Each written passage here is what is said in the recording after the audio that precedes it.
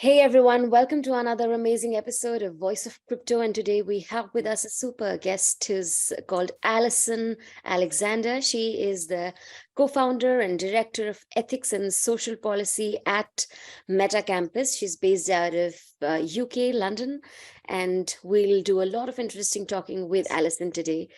Hey Alison, it's great to have you on our podcast here today. Can you please introduce yourself a little better to our viewers than I did? Firstly, that was a lovely introduction, so thank you very much. Secondly, I know it's a podcast and it goes out at different times, but Happy New Year. This is my first podcast of 2023, so thank you very much for inviting me to join you today, and to hear and learn about what you do as much as me give a bit of insight into what I do. So as you nicely said, I am Alison Alexander. I am the co-founder of Meta Campus. Yeah. And I thought I'd start with saying a bit about Meta Campus, but then also talk a little bit about the journey in, because I think that that's an interesting point. And pre-podcast, we had an interesting discussion, which I'd like to come on to actually. So, Meta Campus. So we formed Meta Campus, I mean, on the pure basis that we believe that Web3 brings us a range of tools which enable us to change the world. Now, that always feels like a really big assertion, to change the world, but we generally really passionately believe that. Meta Campus is about unlocking human potential. And what do we really mean by that? Well, our perspective was that actually there is so much inequality in the world, and the world has been struggling to find how to create better equity, and we have implemented so many laws over whichever country you live in, and regulations and policies to do that, but we really felt it's just not quite happening. So we felt, actually, we saw Web3. And what we saw is the tools of Web3, so whether that be blockchain, where people can hold their identity, whether that be crypto, or any kind of tokens where people can therefore hold their money, can hold their assets, where they can have their own identity, that is an ether identity, so that in a sense, you actually start to have some anonymity in the world, because actually, you use an ether address to describe your name, people can talk to you that way, and actually it can remove prejudice, because people don't know what your gender is. Absolutely. And what's your ethnic identity. And then if you look at the metaverse as one of those tools, and when we say metaverse, we need to remind everyone there are hundreds of metaverses. It's the concept, the metaverse concept. I heard at the beginning of the year, I heard someone say metaverse of things, and then someone else said actually it should be the metaverse of people, and that's what it is, the metaverse of people. But it's the metaverse of people that provides anonymity, so that we can absolutely help address bias. So that's why that's in a sense, I mean, I'm going to say, sorry, that's the long story of why we did this. And we did it because we're all older compared to your lovely self. I am probably double your age. And so actually, and so are my co-founders. Well, I'm slightly older than them, but we actually have all had careers in sectors where we have sought to really change and address inequalities. So that's why we were inspired to do it. So what we did is we formed Meta Campus. Meta Campus is a Web3, it's a ecosystem, we define it. So Meta Campus is an ecosystem, and we have three main pillars. The first pillar is around kind of basic, I want to say, education 101. What the heck is all of this Web3 stuff? What is it all? But from every topic, all the different verticals. So not just what is Web3, because everyone can give you a definition of that, or what is crypto, or what is the metaverse, because in a sense you can find quick descriptions of those, but it's about all of the verticals about that. What is the metaverse in relation to digital fashion? What is blockchain with regards to identity? What is the metaverse with regards to sports? So it's so we deal with all the different verticals. Any vertical that you can think of, we deal with that. And we do we say like the basic 101, where you can do quick kind of listen to 2-minute videos or podcasts, gain a new piece of insight. You can then test yourself on that. But then then that's that kind of the first pillar. But then the second pillar is the transformation. Because I don't know about you, but when I started to get into this world, there was the stuff about I could read. But to be honest, did I really live it and understand it? So then what we've decided after all of our research, and we've spent like, I did a post recently which said I've spent over 2,000 hours researching, like the year 2022 definitely feels like I did 2,022 hours, but it's literally, it says we learn best by also doing it. It's that repetition as well, isn't it? So I was trying to learn a new piece of software the other day, and it's like, well, actually, you're only going to learn if you keep using it. And this is the same with the world. You're only going to be comfortable with buying crypto if you do it more than once. Actually do it once. I don't know how much you buy, but until now, I probably spent half of the year doing NFTs and buying NFTs, and I bought a lot of, well, compared to some people, not that many, but compared to me, I bought a good few, and I only own like about 100 NFTs, but that feels quite a good size to me. That is, but some of the people I work with, they own thousands. Wow. Must be. So Are you a boarded so we do it yacht really owner or not? No, I'm not. I started buying NFTs from female collections. Wow. And particularly female collections that are around with that utility, where people say the utility to help people learn. So so I generally, it's more about buying things that I happily will hang on my wall, because I then take it from that digital to print it, because I'm not really buying it to sell on. So it's always going to be in my wallet. So what I've done, because a lot of my friends don't understand what NFTs are, I started printing them and putting them on my wall, so people could then say, oh, now this I know is what you're talking about. an NFT. So wow. So we do a lot of that. So we do. So the point of that bit was that it's about the doing. So we have a whole pillar around transformation, whether that's about taking you into the metaverse, whether that's you doing Twitter spaces with you, or whether that's having one-on-one conversation with a creator who's in there. So I like to define it as Metacampus TV, so that kind of schedule. So we have a 24/7 schedule of different things that you can buy. You can kind of dip into all of the 101, the quick things on all the verticals, and then you kind of buy a subscription. And what the subscription gives you is the opportunity to go, oh, I want to look at that this week, that next week, and actually I want to go back to that next week.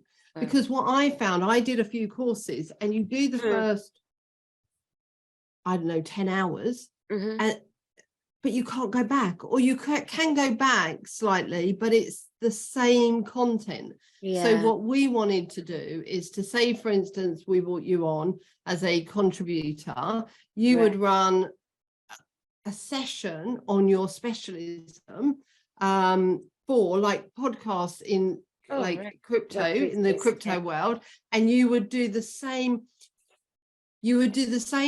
topic, but as the world was evolving, you would be evolving your session.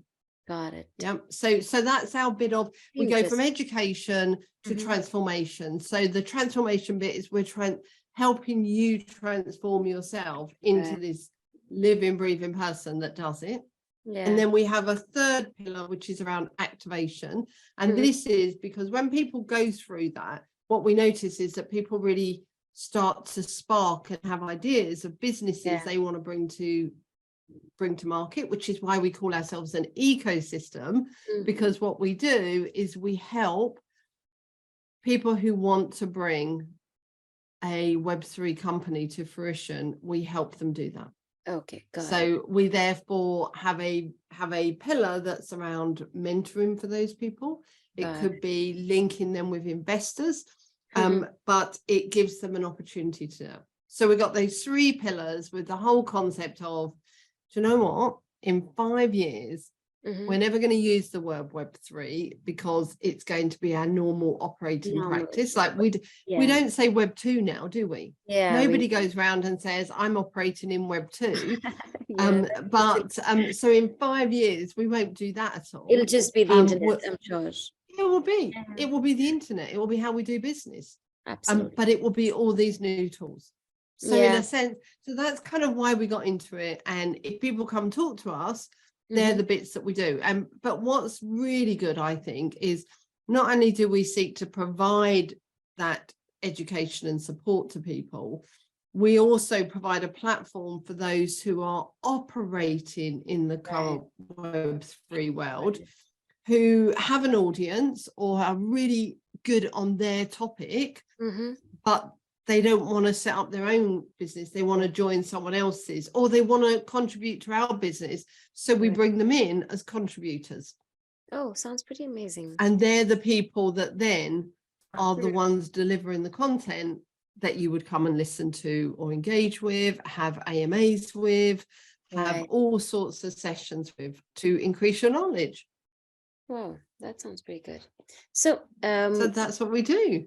This sounds pretty amazing. And I do have a question though. How did your journey, I'm sure before you were working with Meta Campus, you were having some other job. So what exactly were you working on before you entered the Web3 space? And how did your journey from Web2 to Web3 look like? Okay, so as I did say, so as it's a podcast, people won't see, but I am definitely in that older category. So I often tell people I'm like 54. And so I am on my second career. Now, my first career was a very interesting. I used to work in local government. Oh, wow. And so I started early at 21. I started my career as a youth and community worker in England, we call it. So that's somebody who really works on the street with young people who are disadvantaged, disaffected, and we work with them to ensure that they stop being disaffected or disadvantaged. Now, I got into all of that because when I was a kid, I was really disaffected. Yeah? So I grew up in in England, a very working class area, a very working class abusive family. So I left living in my family and went into the care system in England. And I lived in foster care and children's homes and places like that. So I was very much motivated to do things differently. And I could have gone different routes. I could have kind of gone down that route of things weren't going to work out so well for me for a while. The statistics of people in England who have been in the care system and end up in prison or homeless or all of that are really, really high in the wrong way. But actually, I somehow had that personal motivation to say, no, I'm going to be a voice. And actually between 17 and 21, I never went to university. I never did all of that because I was in the care system, and the care system at that point never encouraged kids to do education or university, any of that stuff. So I didn't do any of that. But what I did do, I got to be a volunteer at a organization that was an advocate for children in care. Okay. So I literally started my career at like 17 working there as a volunteer, but that took me around the world. because then all the different countries in Canada particularly came to England to say, how have you done this organization? Because we were an organization supported by the government, and they asked us to help them go to Canada to help set up, and then to America, and so all around Europe. So anyway, so I did all of that, but at the grand age of 21, I kind of felt like I needed to get a proper job. It's that kind of, like, it's silly really. I was doing these amazing things, but for some reason I was just like, I'm volunteering, I really need to get a job. And I also was living on my own, so I had to have income, all of that. So I became a youth and community worker at the age of 21. And then I literally went all through the service. And so by the time I was 40, I was the youngest director of children's services in the country. Wow, beautiful. So I went from, I'm going to say, entry level to the director. And I think I did it because just a real energy and a real thirst for learning. So whenever I kind of felt like I've done this job, I know how to do it now, I would just move to the next place. And that took me into leading and running children's services. So in England, just to put that into context, there's 152 directors of children's services across the country. And that's it. There's only 150, like two of them. There's only 152 local authorities who do that service. And I got to do that. So I got to do all of this. Anyway, and so then I decided after a long time that I'd had enough and I needed a break, especially quite a full-on job. And so I left that. I retired from local government, and somebody asked me to be the CEO of their virtual reality company. And people go, how did, like, virtual reality, local government, how did that happen? Yeah, that's quite a switch. It was a switch. So, but they were doing virtual reality to train people who worked in local government. So I was a good choice in there because I worked in local government all of my life. So therefore I helped them. So I did that, and we created films as to how to help people walk into the footsteps of children, how to help people experience childhood abuse so that they actually really understood. It's the bit of, like, the great thing about the metaverse, which is like in that VR world, is when you walk into it, you engage not just your thinking, but it's all of your senses. All of your senses. It's that. And when you do that, you really do change how people see things. Absolutely. It really impacts on you so much more. Anyway, so I did that for a couple of years. And then this, the guy who made the beautiful films, beautiful films, Pera Perez, he had one of the functions his company did was to produce VR films. And he decided to move from there. And he asked if I'd come join him on a journey to, as well as Edu, to set up Metacampus. And that's why I hold the role of Director of Ethics, because my background is very much about social policy, ethics. Makes sense. And therefore, I'm the kind of, my role is to help the company grow in a way that retains that focus on doing things good and doing things well. So we really have a focus on everything we try to do. There has to be a social good element. And that doesn't mean that we're not a company that doesn't seek to make profit and all of that. We are a company that does both of those, and that's what's really important. We want to constantly remind people that you can both grow a company, support the people who work in it, and also do social good. And that's what we're about. Wow. So that's how I went from Web 2 into Web 3. Quite a journey. And from the sector that you were previously working in to virtual reality to now Metaverse, your stint with Meta Campuses. It is, in fact, quite a journey. But, there are quite a few ills. There are quite a few cons with the Metaverse as well. While you mentioned something about, you'll always learn better when you do it. And Metaverse does give that opportunity, but a lot of things are coming up. Like I was reading this piece recently, which was about sexual harassment in the Metaverse. So every technology will always have its pros and cons, but for beginners or for people who are just starting out with the technology and are getting to know more about this technology, are there any advice that you have, or what do you think about these cons that the technology will have? And as someone who is, let's say, one of the stakeholders in this space, how would you aim to curb such issues? Yeah. So firstly, I mean, massive issues. Yeah. And I think it's, as you said, in any new technology, to me, that's also the important bit. In any new technology, in anything that grows, the first thing we're going to do is be flooded with people who are trying to manipulate, scam it, make it for their good. Yeah. So whether it was when Web 1 came about, or Web 2, or even in the world before we even had any of the webs. Yeah. So, and the reason I make that point is because I do feel that because we now have social media. So Web 2 brought us social media. So something happens in one place, everyone knows about it straight away. And much more quickly. Where that means when someone's scammed, firstly, they can tell the world.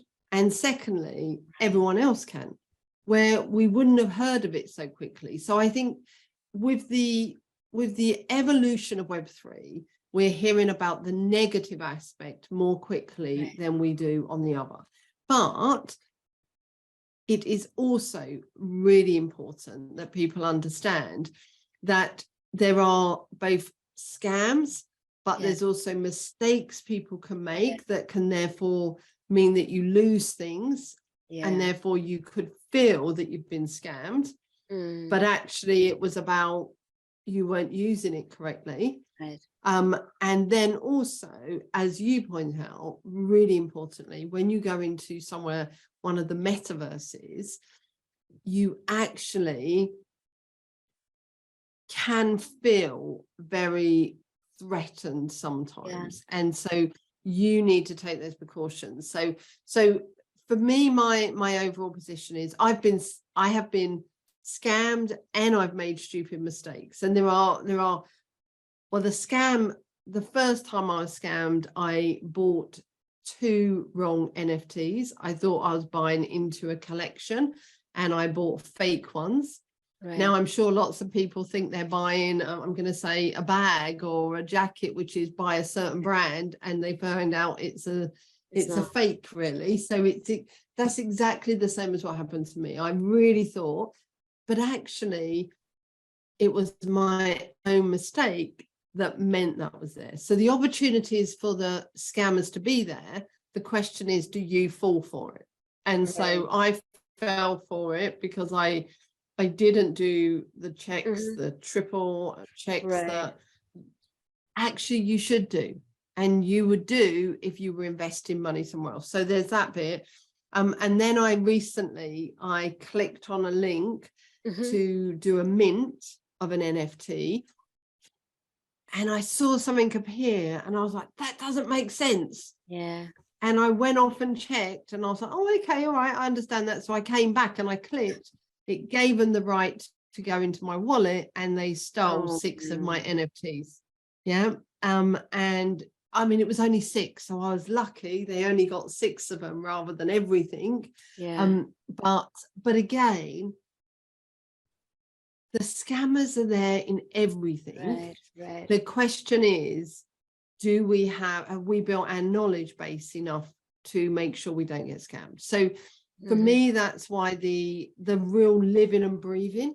Because if somebody tells you how to buy an NFT, or at the moment, I've started to buy crypto, and this is a really important exercise. So, but as we would know, because of the FTX everybody would say, don't keep your money on an exchange, keep it in a cold wallet.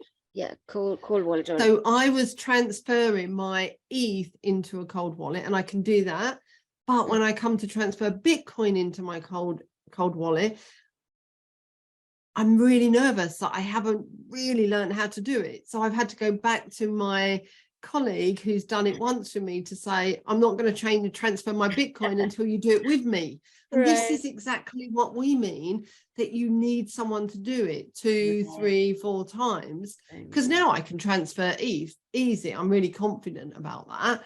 But this bit, so there's that. So there's firstly, it is about remembering you don't learn the first time. You didn't learn to drive the first time you got in the car. You had to do 1,000 hours of practice. So this is exactly the same.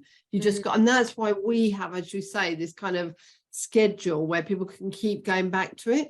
And then the bit about in the metaverse, I think for me there is a real need for those who are building the metaverse to build it in a way that offers protections. So what I mean by that is some metaverses you can go into and you have a ring around you. And that is your shield. So nobody can come closer than your shield. And that is one way. So there's something about how we build the platforms or the environments, because they're environments that when we build them in a way that offers safety, that you can put it up. When I first, Parrot and I worked together and we built a platform where young people could go for therapeutic interventions. And one of the things they wanted is a kind of button which they could push that says, I need to get out of here now, or I want to kind of like protect myself. And that's the same. So we need developers to understand that, and we need developers to do something. But you also need to know that it is like if you walk into a nightclub, or if you go out onto the street. People would say if you come to London, be careful, you could get pickpocketed. You go into the metaverse, and it's not different. It is a social environment that you're going into that you need to take those protections. So for me, it's about the builders building in protective factors, the people going in being mindful of their own behavior. And also we do want to build some ethical kind of standards that everybody has to apply, because we're going to keep using it when we go to nightclubs. Not that I go to nightclubs, but when my daughter goes to nightclubs, or you go to bars, or you go out, you adhere to a set of rules, don't you? And it's not about we want to bring all those rules into the metaverse, but we want to say there needs to be some general standards of acceptable behavior. So when I go into the metaverse, one of the things I hate is when people walk through me. I really don't like it. And you can't help it. So literally you want to go somewhere and you go there and you don't go round the person, you go straight through them. And honestly, it's kind of freaky. It is freaky. And sometimes though, I've been in the metaverses where people have gone backwards and forwards. Now that's when people are purposely doing inappropriate behavior. When you go through someone and run off to another destination, that is how the system works. So if we can build it so the minute you come to a person, you go round them and that will be fine. But it's not built that way at the moment. It's built to go in a straight line, and if someone's in the way, you go straight through them. But actually we need to have the standards about behavior, because when people go backwards and forwards, that's inappropriate behavior. That is inappropriate. Absolutely. So while there are a lot of cons, and there will be, because as we are developing, so is the technology, and that is a constant process. And for sure, communities of developers and users need to come together and have certain ethical codes, or there's a lot of self-education that needs to go into it. And of course, one has to be extremely careful with the technology as new as the metaverse and blockchain. But what are some of the biggest potentials that you see in the metaverse as a builder, especially? So in the metaverse itself is, firstly, you can go into the metaverse and you can be who you want. Yeah. So I feel the opportunity, like if you think of people going for jobs in the metaverse, being interviewed in the metaverse, I think that provides a huge opportunity for us to eliminate prejudice, because you can go into the metaverse. I mean, sometimes you can appear as a coin, you could appear as a person that you design. So it just means you can say, based on my past experience, how do I want to present myself so that I am least disadvantaged? So we now have the tools to do that. Now, there's also some really amazing tools out there that says, actually, I want to present myself as I absolutely am. So there's some really good. Now there's been some really great developments so that skins are much more reflective of all the different ethnicities that we have.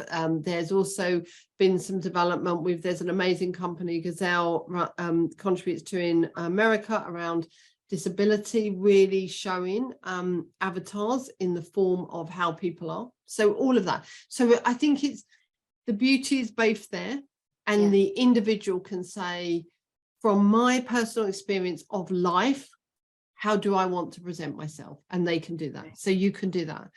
I think also the real opportunity around the ETH address, or to have your own domain. And I don't think people are really kind of clicked on this one yet about how much. So I am known as ametaverse.eth. I also have Alison.NFT, Alison.wallet. Those, each of those are domain addresses. And those domain addresses are really powerful because you can use them as your identity on any of your social media. You can use them as your email. You can use them as your wallet, where you can store all of your money, or if you want them to pay you, send you an NFT. When people say to me, oh, how can I send you an NFT? I can just write ametaverse.eth. And people can send it. They gives them no access to my account other than to be able to send me something. So there's a real, I don't think that we have understood. And one of the companies that the Meta Campus have helped grow and come to fruition is called I Am On Chain. And I Am On Chain is that concept of I am 000. .eth. So we the company has bought like 10,000 ETH addresses with the whole concept that they want people to start to celebrate their number. So I bought my daughter I Am 2000 because she was born in the year 2000. I Am 2000.eth. But actually what they're also doing is, the reason they've done that about celebrating numbers is around modern day slavery. So what they want to do is to convert that negativity about a number into a positive. And so what they're then doing is working with modern day slavery charities, non-profits, who are also using the Web3 tools to actually try to or contribute towards the eradication of modern day slavery. So they do that. But so there's all of that. So you can use that. If you also think of wallets and using crypto, many people can use it from that and not have to hold their own bank account. So actually people can be bankless.